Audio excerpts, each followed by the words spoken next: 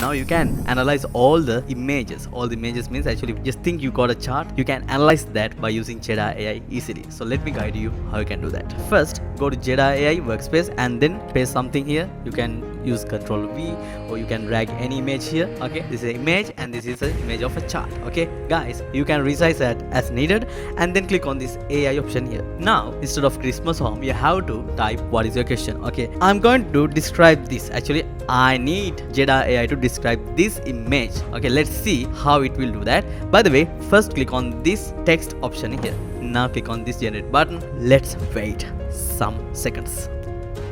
Okay, here you can see Jeda AI could analyze the whole image. This image is a clustered bar chart entitled Mobile Vendor Market Share Worldwide, depicting the market share percentage of various mobile vendors from January to December for the year 2017, 18 and 19. Is it true? Let's see. 2017, 18, 19. Yes, it is true. Okay, actually we are the 2020. Oh, cool.